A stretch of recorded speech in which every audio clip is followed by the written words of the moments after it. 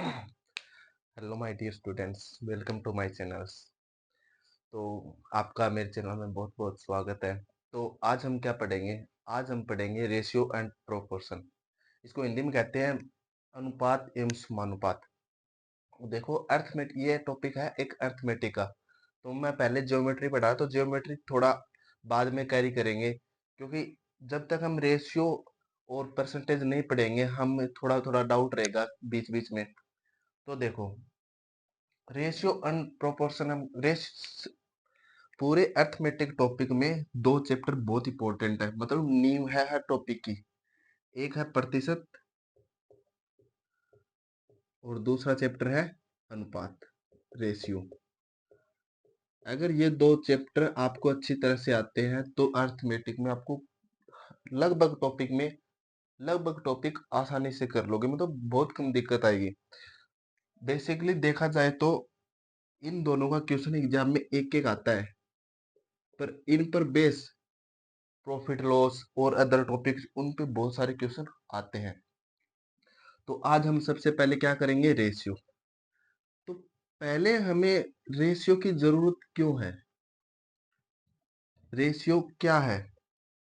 देखो, रेशियो क्या होता है कि रेशियो तुलना करने के लिए काम में आती है। मतलब रेशियो क्या, दो जितनी भी संख्या है उनको आपस में तुलना करता है। मतलब रेशियो रेशियो तुलना करने के लिए काम में आते हैं, करने के लिए काम में लेते हैं।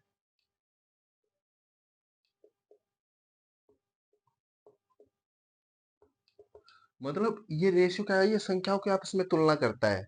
जैसे रेशियो का साइन होता है ऐसे।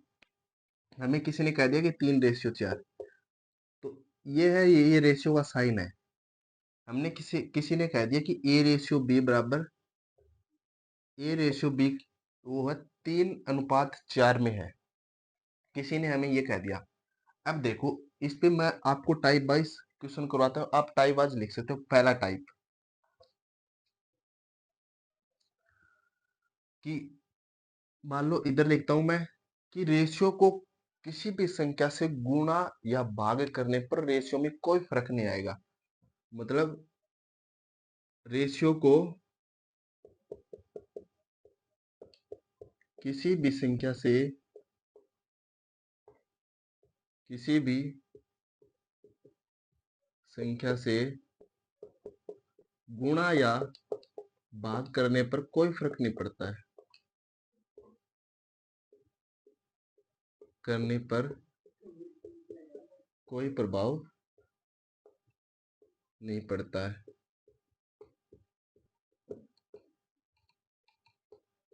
अब देखो कैसे नहीं पड़ता, मैं आपको समझाता हूँ। मान लो, देखो रेशियो है ना, एक भिन्न की तरह ही होता है। जैसे मान लो हम इसको 3:4 को हम ऐसे लिख सकते हैं, लिख लिया। अब मान लो 3:4 बराबर, हम इसको ऐसे भी लिख सकते हैं 30:40, लिख सकते हैं, क्योंकि देखो रेशियो तुलना करता है। अब देखो इसमें भी 10 है, 3 × 10, और इसमें भी 3 3 × 10 है। तो 10 से 10 तो कैंसिल आउट हो गया।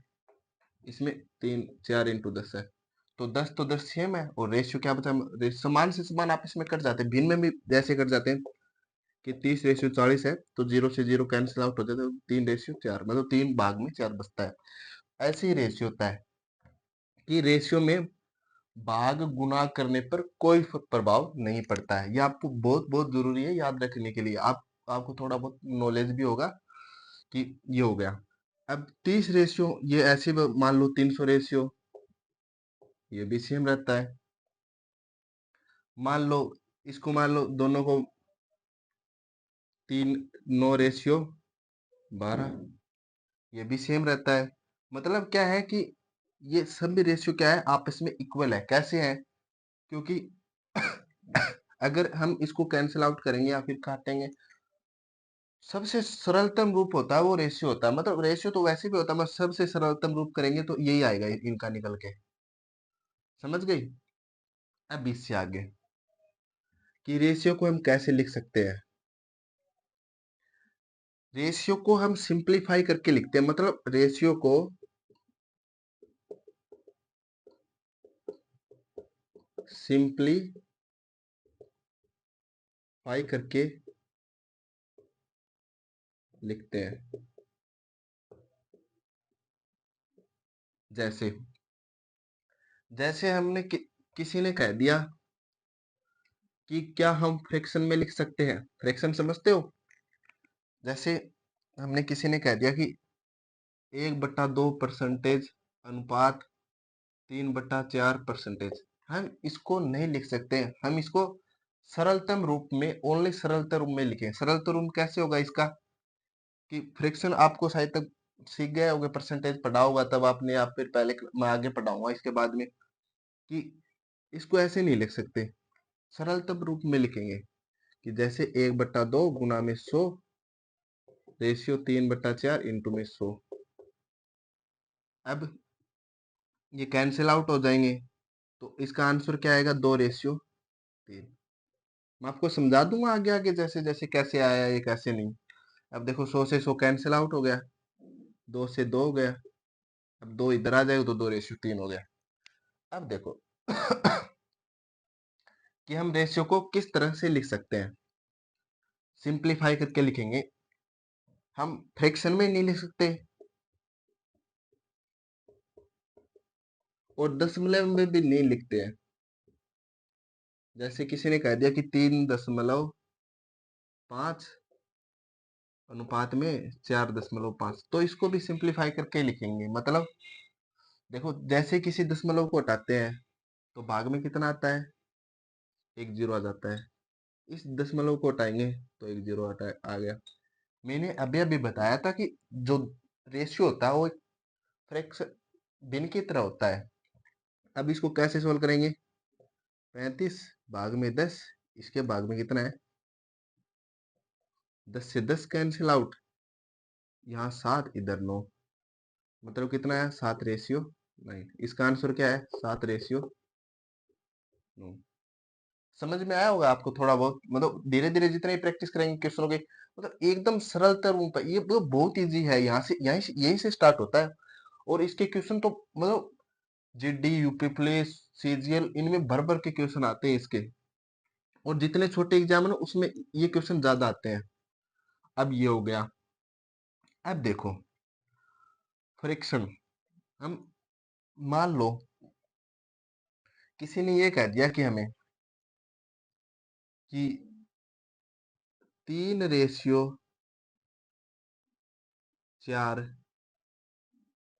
बराबर 5/x। तो x की वैल्यू क्या होगी, x बराबर क्या होगा, ये हमारा क्वेश्चन है। किस, मान लो ये क्वेश्चन है कि x का मान क्या होगा। तो मैंने अभी अभी कहा कि रेशियो उसको भिन्न में लिख लो, 3/4 बराबर 5/x। अब देखो, अगर कोई संख्या बराबर में हो तो हम उसको कैसे सोल्व करते हैं, तिरछा गुना करते हैं। अब इनको तिरछा गुना करेंगे जी, क्या आएगा, 3 को x से करेंगे जी 3x, बराबर 4 को 5 से गुना किए तो 20। तो x बराबर कितना आया, 20/3। ये इसका क्या आ गया, आंसर आ गया। अब देखो ऐसे ही सोल्व होंगे, हर चीज ऐसे ही सोल्व होगी। अब आगे आगे हम जितने क्वेश्चन करेंगे, धीरे धीरे मेरे पास थोड़े बहुत क्वेश्चन है।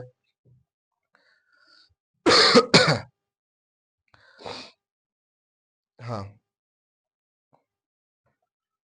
अब देखो ये आपको इतनी चीज समझ में आ गई होगी, आप स्क्रीनशॉट भी ले सकते हो कि हमें रेशियो कैसे सोल्व करने हैं। और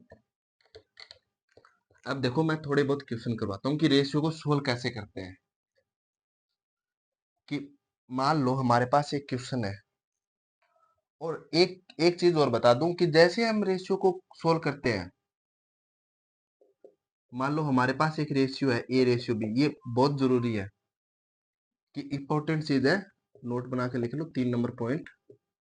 कि जैसे हम रेशियो का चिन्ह हटाते हैं, जैसे ही रेशियो का साइन हटाते हैं, रेशियो को हटाते हैं, तो हर संख्या के साथ संख्या के साथ एक वेरिएबल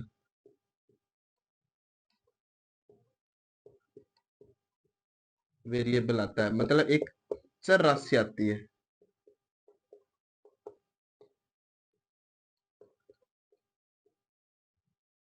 अब आप कहोगे ये चर राशि क्या होती है?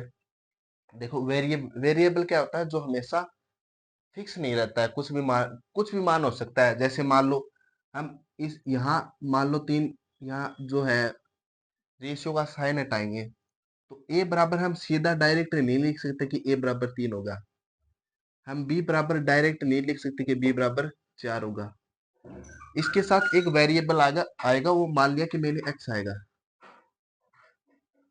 तो ए बराबर 3x, बी बराबर 4x। अब आप कहोगे सर कि एक्स ये क्यों आया? मैंने अभी अभी बताया था कि मान लो कि मेरे पास 3:4 ये इक्वल है किसके? 30:40। ये इक्वल है 9:12। तो अब यहाँ मैंने मान लिया कि a बराबर 3 है। अगर a बराबर 30 हुआ तो मतलब यहाँ 3 गुना 10 है और यहाँ 3 गुना 1 है। यहाँ वेरिएबल 1 है, यहाँ वेरिएबल 10 है। तो हमने मान लिया कि एक वेरिएबल x है जिसका मान हमें नहीं पता है। यहाँ मान फिक्स हो गया, यहाँ मान हमें नहीं पता है। तो ऐसे ही हम वेरिएबल मानते हैं, क्योंकि देखो तीनों मान बराबर है और रेशियो भी बराबर है। मैंने इसकी जगह 30:40 लिख लिया तो मान चेंज हो जाएगा। उसके कारण